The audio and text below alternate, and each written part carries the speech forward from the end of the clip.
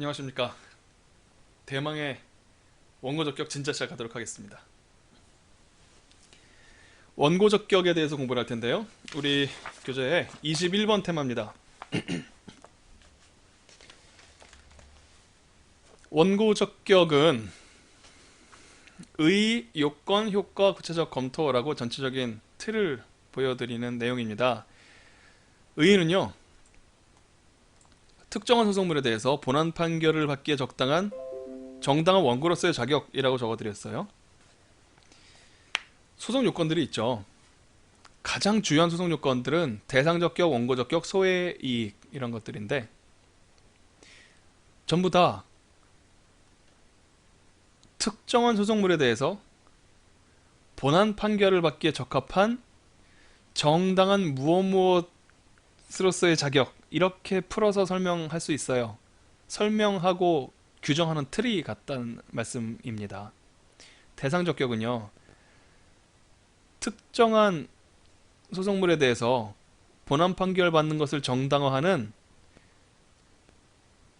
적절한 대상으로서의 자격, 권리 의무에 영향을 미치는 대상이어야 한다고 그랬었잖아요. 과세처분처럼. 원고 적격은 특정한 소송물에 대해서 본안 판결을 받는 것을 정당화하는 정당한 원고로서의 자격. 이것은 사람을 문제 삼죠. 너랑 무슨 상관인데 거기에 대한 대답을 하는 소송 요건이에요. 소의 이익은 행정작용을 대상으로 삼는 것도 아니고 사람을 대상으로 삼는 것도 아니고 상황을 대상으로 삼습니다. 특정 소송물에 대해서 본안 판결 받는 것을 정당화하는 현실적 필요성, 상황을 뜻하는 거예요. 정당화하는 정당한 그 상황으로서의 뭐 정당성 이렇게 표현할 수도 있겠어요. 특정한 소송물이라는 개념 요소가 포함되어야 되고요. 본안 판결을 받기 위한 이건 소송 요건이니까 당연히 들어가야 되는 개념 표지이죠. 그리고 정당화하는 자격입니다. 행정작용의 자격일 수도 있고요. 그것을 법원으로 끌고 들어가는 사람의 자격일 수도 있고요. 그런 모든 것이 필요하도록 만드는 상황으로서의 자격일 수도 있어요. 그러니까 3대 소송 요건은 모두 공통적인 개념 표지를 가지고 있다. 그 변주에 불과하다는 사실을 알아두시면 외우시기가 훨씬 단순할 겁니다. 조문은 12조 1항입니다. 행정소송법 12조는 워낙 유명한 조문이니까 여러분들께서 전부 다 잘 외우고 계실 테지만 그래도 다시 한번 보여드릴 거예요. 12조 원고적격.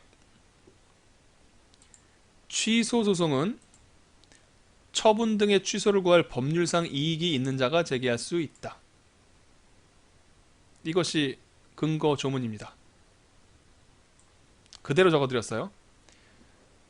처분 등의 취소를 구할 법률상 이익이 있는 자가 제기할 수 있다.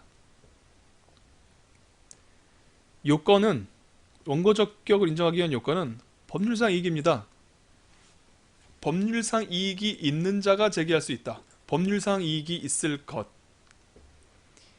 우리 행정소송법의 결단이에요. 이 앞에서 독일식 공권체계에 의해서 이 법률상 이익이란 대표적으로 주관적 공권을 이야기하는 것인데 예컨대 인근 주민의 환경권, 좀 더 구체적으로는 시설 개선 명령, 환경오염 공장에 대한 시설 개선 명령 발급 청구권, 이런 주관적 공권이 있는 자가 내 주관적 공권이 침해당했다, 환경권이 침해당했다 라는 주장을 하면 원고적격이 인정되는 게 아니라 법률상 이익이 있는 자가 훨씬 두루뭉술이하고 포괄적인 표현을 하고 있습니다.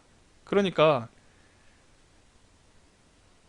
독일법 표현은 권리의 침해를 주장하는 자가 원고적격이 있다고 하고 있어요. 그게 독일 법의 법문헌입니다. 우리 법은 법률상 이익이 있는 자가 제기할 수 있다고 하고 있어요.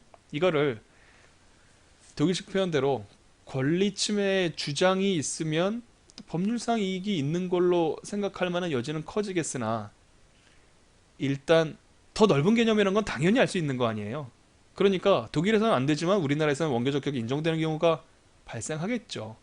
그걸 인정하지 않으시는 게 원고 적격서를 주장하시는 혹은 본안 요건서를 주장하시는 많은 우리 행정법 학자 여러분들의 꼬장꼬장함이었습니다. 지금은 프랑스에서 공부를 하시고 원고 적격을 굉장히 포괄적으로 넓게 인정하시는 분들이 더 다수가 되어가고 있었는데, 한동안 우리 학계의 다수설은 거의 통설적 지위를 차지하고 있었던 견해는 우리 행정소송법 12조를 독일식 행정법원법 43조에 따라서 해석을 했었어요.